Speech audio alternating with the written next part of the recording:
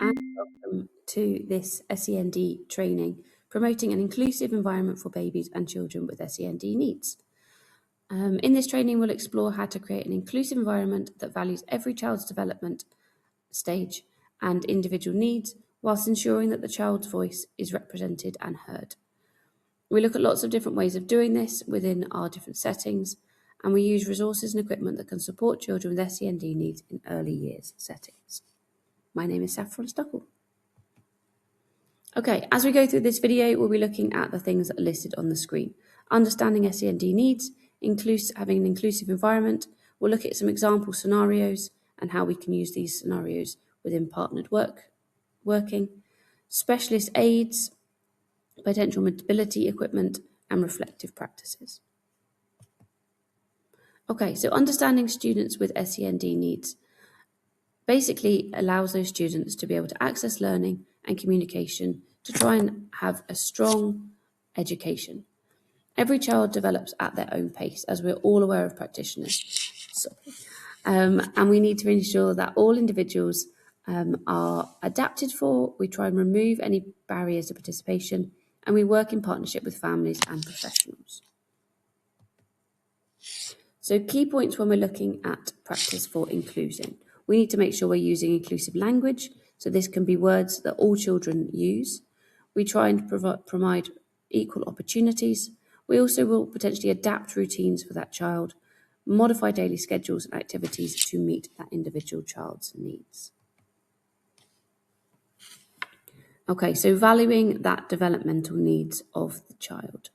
When we're looking at students with SEND needs, we need to make sure that we observe them regularly. We plan activities that are based on that individual.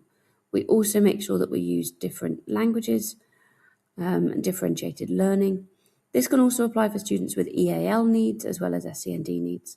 We'll provide extra time when needed, and we try and as much as possible involve children within that decision-making process.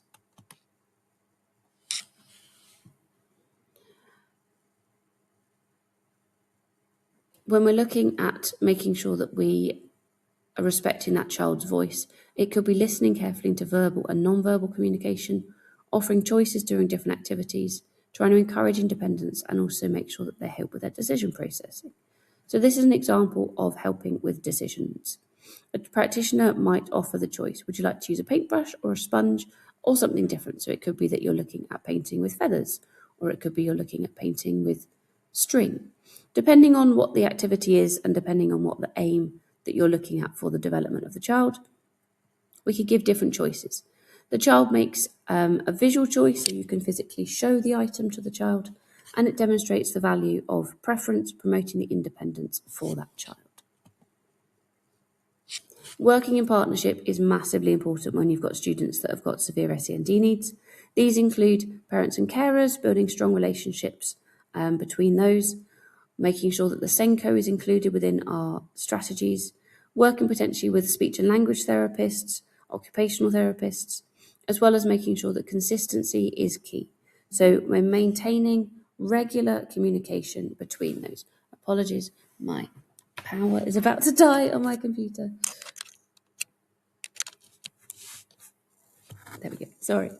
When we're looking at communication, we need to make sure that we're always having clear communication for that child and making sure ideally that it's supported both at home as well as in their setting.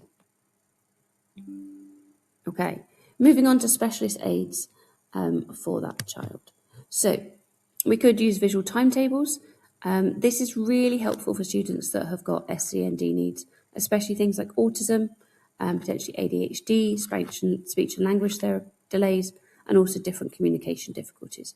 There are also other things that we could use, Macadon cards, PECS cards, and different ways that we can use those as we will discuss. So visual timetables and pictures can be really helpful. Students that are with autism, different communication delays or anxiety, it provides predictability for them. Reduces anxiety, promotes independence, so children can participate in what's pre-prepared for what's going to come up next. And it also supports understanding. So visual cues help children comprehend daily flows and transitions. In our setting, we have visual cues for snack time. So, for example, the student will have a clear display as to what is the food choice for their snack, and then they will also have the option of being able to tick their name off of the board, so they get to recognise the letters of their name, as well as potentially the food source that is the picture next to them. So it might be that their name is Billy, so there's the word Billy and then a little picture of a carrot, for example. So even if they can't recognise their name, they may be able to start recognising the carrot, and therefore even that will show independence for the child. Benefits of lots of different kinds of cards and Makaton. So Makaton is obviously a simple form of sign language, and Makaton is used regularly in different institutions. It helps support communication for students who are non-verbal or have speech and language delays. It can be used right down to kind of the age of about 6 months onwards, and if parents as well as carers regularly sign the same language, the same keywords, then children will start to mimic that back. We've also potentially got things like PEC cards, and that will help using pictures to try and promote independence for daily activities. Sensory resources are massively important. So, for example, as you've got here, weighted blankets, fidget toys, textured objects, it can help students maintain focus and regulate their emotions. It may also be that they are looking at having a little soft toy that they bring with them, and again, that can just calm a person down when they're really in a stressful situation. Apologies, the picture hasn't changed. In this situation, we're looking at mobility and physical development of the child. So if a child has got a wheelchair or an adapted chair, or maybe, as we have in our institution, some situations where a pram has to be used to move a child around the school site, we use appropriate equipment and we allow that student to access activities alongside their peers. Okay, so it's really key that we're promoting inclusion as much as possible. Okay, so finally moving on to reflective practice.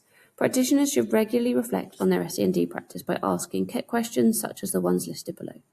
Is the environment inclusive? Is the child's voice being heard? Are we adapting activities effectively and appropriately? And are resources meeting the child's needs? Okay, thank you very much for watching this training video. To conclude, supporting babies and children with SEND needs means recognising every child is unique and capable.